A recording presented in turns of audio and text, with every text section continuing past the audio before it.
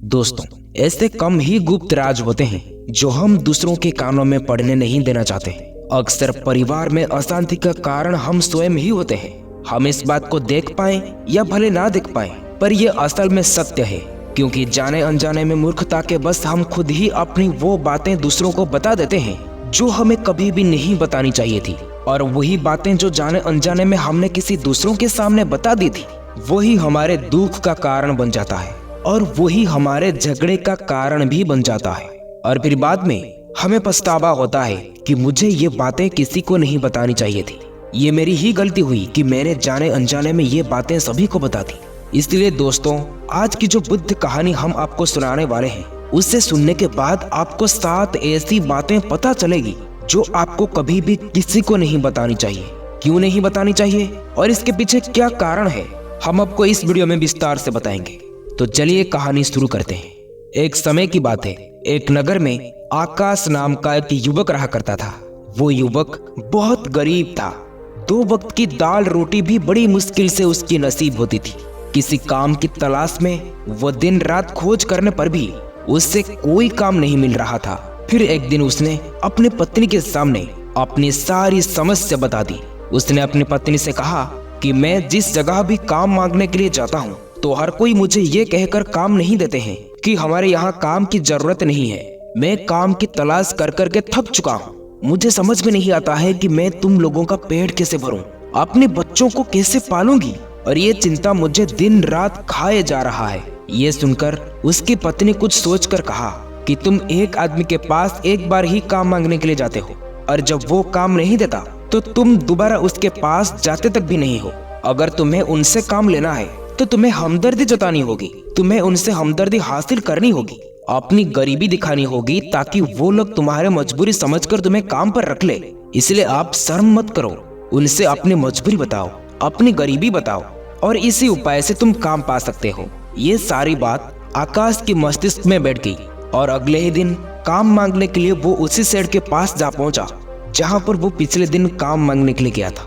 लेकिन उस बार उसने हाथ जोड़कर उस सेठ से प्रार्थना की और उससे विनती की कि वो बहुत गरीब है और उसे काम की बहुत आवश्यकता है, और वो जो कुछ भी उसे देंगे वो उसमें संतुष्ट हो जाएगा, पर कृपया करके आप मुझे अपने यहाँ काम में रख ले।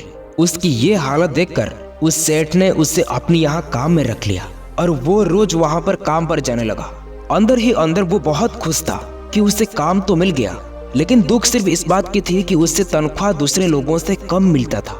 वही काम जो दूसरे लोग करते थे उन्हें ज्यादा तनख्वाह मिल रहा था और इससे कम तनख्वाह मिल रहा था। जब इस बारे में उसने अपने सेठ से कहा तो सेठ ने कहा कि देख भाई, तुम्हें काम की जरूरत थी, मैंने तुम्हें काम दे दिया, मेरा धन्यवाद करने की बजाय तू मुझे शिकायत कर रहा है।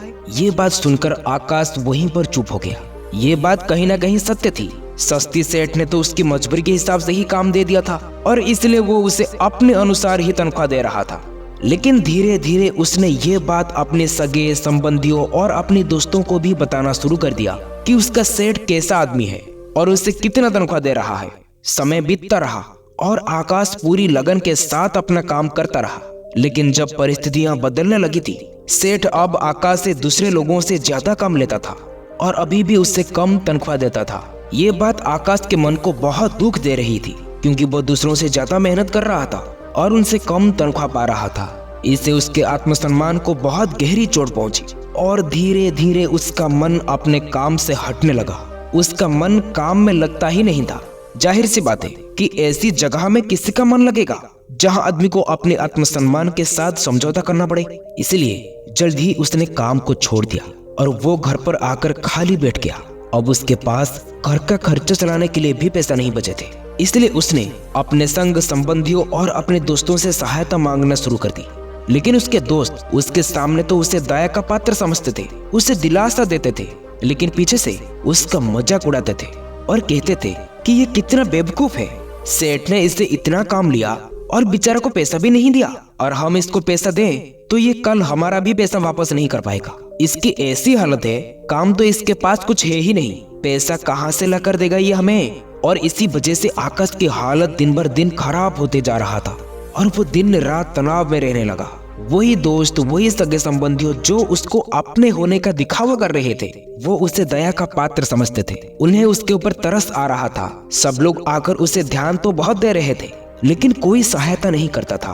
और अक्सर ऐसा ही होता है, ज्ञान देने वाले तो बहुत मिल जाते हैं, लेकिन मदद करने वाले, उंगली पकड़कर हाथ पकड़कर आगे चलाने वाले कितने लोग मिलते हैं। लेकिन एक दिन उसे पता चला कि पड़ोस के गांव में एक बौद्ध भिक्षु आए हुए हैं जो बहुत ही ज्ञानी है। आकाश इतना तनाव में था कि उसे कोई भी रास्ता नजर नहीं आ रहा था, इसलिए जाने अनजाने में वो जाके बौद्ध भिक्षु के पास जाके पहुंच जाता है। वहां पहुंचकर वो सीधे जाके उनके पैरों में गिरकर रोने लगता है और रोते रोते उन्हें अपनी सारी परिस्थितियां बताने लगता है। वो उन्हें बताता है कि किस तरह से उसके सेठ ने उसका फायदा उठाया और उसके सगे संबंधियों उसके साथ कैसा व्यवहार रखते हैं। सारी बातें सुनकर बौद्ध भिक्षु ने उसे चुप कराते हुए कहते हैं कि बेटा, ये सारी समस्याएं तुम्हारी बुद्धिहीनता, तुम्हारी मूर्खता के कारण उत्पन्न हुई है। अगर तुम्हारे अंदर विवेक होता तो इनमें से एक भी समस्या तुम्हारे मन को दुखी नहीं कर सकती थी, लेकिन तुमने अपनी अविवेकी के कारण और अपनी मूर्खता के कारण खुद ही अपने रास्ते में कांटा बिछा दिया है। आज मैं तुम्हें 7 बात बता रहा हूँ जो तुम भूल कर भी किसी को मत बताना, और इन बातों का अनुसरण करते हुए तुम बाहर से मिलने वाले दुखों को भी दूर कर सकते हो जो बेवजह दुनिया के वजह से ही तुम्हारे अंदर पले जाते हैं। पहली बात जो किसी को नहीं बतानी चाहिए वो है अपनी मजबूरी। अपनी मजबूरी का दिखावा करके दूसरों का दया का पात्र बनके उसकी सहायता लेने की गलती कभी भी मत करना।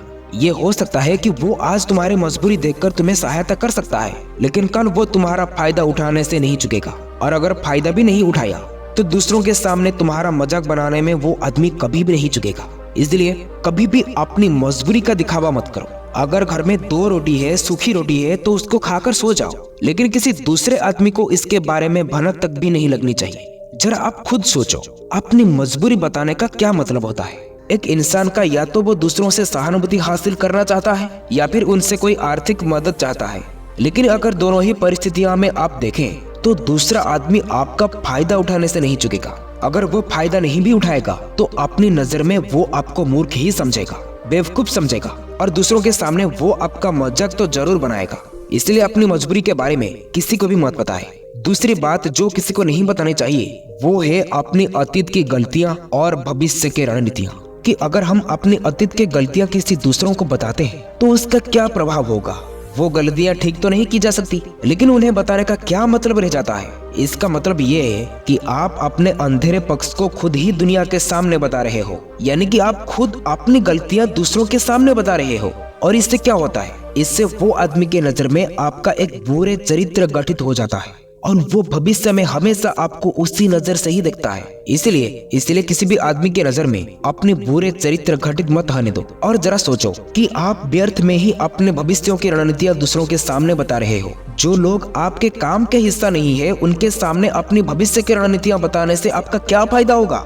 वो लोग आपकी सहायता तो नहीं करेंगे, बल्कि आपके भविष्य की रणनीति में बाधा जरूर बनेंगे। आप खुद अपने विवेक का इस्तेमाल करिए और सोचिए कि आपके साथ भी ऐसा हुआ है कि आपने अपने भविष्य की रणनीति किसी को बताई हो और वो अपनी खुद की जिंदगी में कामयाबी ना हुई हो, तो उसको बताने से आपका क्या फायदा होगा। जरा गौर से सोचिए। तीसरी बात जो किसी को नहीं बतानी चाहिए वो है अपनी घर की बातें। जो भी हमारे घर के अंदर आपस में बातचीत होती है, हमारे माँ बाप के साथ, हमारी पत्नी के साथ, हमारे बच्चों के साथ हुई हर एक बातें अपने परिवार तक ही सीमित रखनी चाहिए। अगर आपने इन बातों को दूसरों के सामने ढिंढोरा पीट रहे हो तो इसमें आप दूसरों को अपने घर में घुस के झगड़ा करने का मौका दे रहे हो, और बाहर के लोग इसका फायदा उठाने से नहीं चुकते हैं, और वो लोग आपके परिवार के सदस्यों को आपसे दूर लेकर जाने की कोशिश करेंगे। और अक्सर ऐसा ही होता है। हम समाज में देखते हैं कि हम अपने घर के झगड़ों को कम करने के लिए उन झगड़े को अपने पड़ोसियों और दूसरे सगे संबंधियों को भी बता देते हैं, लेकिन इससे बल्कि आपके घर की लड़ाई झगड़े और ज्यादा बढ़ गए होंगे,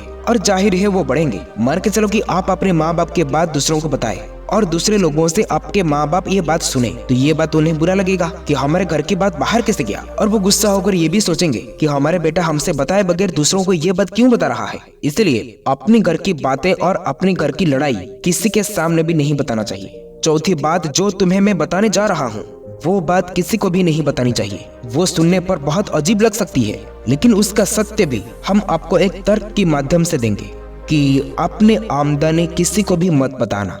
अब अपनी आमदनी किसी को ना बताने के पीछे क्या मतलब हो सकता है? जरा सोचिए कि आप अपनी आमदनी अपने दोस्तों को बता दी तो जब आपके दोस्त की जरूरत पड़ेगी तो वो सिर्फ आपको ही याद करेंगे, क्योंकि उनको पता है कि अगर आपकी आमदनी अच्छी है तो आप उसकी मदद कर सकते हैं। ज्यादा से ज्यादा लोग आपको सहायता मांग सकते हैं, और जब आप उनकी सहायता नहीं करेंगे तो वो सोचेंगे कि आपके पास पैसा तो है बहुत ज्यादा, लेकिन आप उन्हें सहायता नहीं करना चाहते हैं, और वो ऐसा सोच के आपसे शत्रुता भी कर सकते हैं, आपसे बातचीत करना बंद भी कर सकते हैं। और इसलिए आपकी आमदनी बताना आप दोनों दोस्तों के बीच झगड़े के कारण भी बन सकती है। अगर कम आमदनी होगी तो लोग मजाक उड़ाएंगे, और ज्यादा होगी तो सहायता मांगेंगे। इसलिए अपनी आमदनी बताने का कोई मतलब नहीं होता। पांचवी बात जो हम आपको बताने जा रहे हैं उसे आप गांठ बांध लें, और किसी को भी ये बात नहीं बताना, अपनी कमजोरियां और अपनी ताकत। अक्सर एक इंसान को पता नहीं होता कि उसकी कमजोरी और उसकी ताकत क्या है, लेकिन अगर आपको अपनी कमजोरी और अपनी ताकत का पता है तो पहली बात तो ये है कि आप बहुत ही बुद्धिमान आदमी हैं, और दूसरी बात, आपको ये बात किसी के भी सामने साझा नहीं करनी चाहिए, क्योंकि अगर आपकी कमजोरी किसी दूसरों को पता चल गया तो वो आपकी कमजोरियों का फायदा उठा सकते हैं, और अगर आपकी ताकत के बारे में उन्हें पता चल गई तो वही ताकत आपकी कमजोरी भी बन जाएगी। और ये बात भी हमेशा ध्यान रखना कि अपनी कमजोरी के बारे में ना तो किसी पत्नी अपने पति से बतानी चाहिए और ना ही किसी पति अपनी पत्नी से भी बतानी चाहिए, क्योंकि इसके बाद आपको घर में उनसे हमेशा दब के रहना पड़ेगा। अगली बात जो किसी को नहीं बतानी चाहिए वो है अपने मित्र और अपने शत्रु। आप अपने मित्रों के बारे में अगर दूसरे लोगों को बताएंगे तो वो आपके मित्रों के साथ घनिष्ठता बनाकर आपको धोखा दिलवा सकते हैं, आपके गहरे मित्रों को भी आपसे दूर करवा सकते हैं। अक्सर आम आदमी ऐसा नहीं करता, लेकिन आपके दुश्मन ऐसा करने की कोशिश कर सकते हैं। और दूसरी तरफ आपके शत्रु का भी किसी को नहीं पता लगना चाहिए, क्योंकि आज जो आपका मित्र है वो अगर कल आपका दुश्मन बन गया, वो आपके दुश्मन के साथ हाथ मिलाकर आपको परास्त कर सकता है और आपको धोखा भी दे सकता है। इसलिए अपने सबसे अच्छे दोस्त को भी अपने दुश्मन के बारे में कभी मत बताना चाहिए। अगली और आखिर और महत्वपूर्ण बात मैं आपको ये बताना चाहता हूँ कि जब तुम दान करते हो तो दान के बारे में भी किसी को नहीं बताना चाहिए, नहीं तो दान करना व्यर्थ हो जाएगा और बेकार भी हो जाता है। जब आप अपने दान का ढिंढोरा पीट रहे हो तो आप ये बता रहे हो कि मैं कितना बड़ा इंसान हूँ, कितना दानी पुरुष हूँ, और ये बातें आपके अंदर एक अहंकार का निर्माण कर सकता है। इसलिए दान जितना गुप्त रूप से किया जाएगा उतना ही अच्छा होता है और उतना ही फलदायी होता है। जब आपका दाएं हाथ दान कर रहा हो तो आपके बाएं हाथ तक भी बात नहीं पहुंचनी चाहिए कि दाएं हाथ दान किया है। इसका मतलब है कि किसी को भी नहीं बताना चाहिए कि आप दान कर रहे हैं। ये 7 बातें जो बौद्ध भिक्षुओं ने आकाश को बताई, इनमें संसार की सभी सिद्धांत छिपे हुए हैं। इन बातों का अनुसरण करते हुए आप अपने घर में सुख शांति बनाकर रख सकते हैं और घर के झगड़े हमेशा के लिए दूर हो सकता है। आप इन बातों के बारे में अपने विवेक से सोचेंगे तो आपको ये बातें सच मालूम पड़ेगी। दोस्तों, आशा करते हैं कि आपको इस वीडियो से काफी कुछ सीखने के लिए मिली होगी। अपना कीमती समय देने के लिए आप सबको धन्यवाद। ये कहानी अच्छी लगी हो तो शेयर, सब्सक्राइब, लाइक जरूर करें। फिर मिलेंगे कुछ नई सीख के साथ और एक नई वीडियो में। तब तक के लिए आप अपना ख्याल रखें। नमो बुद्धाय। जय हिंद।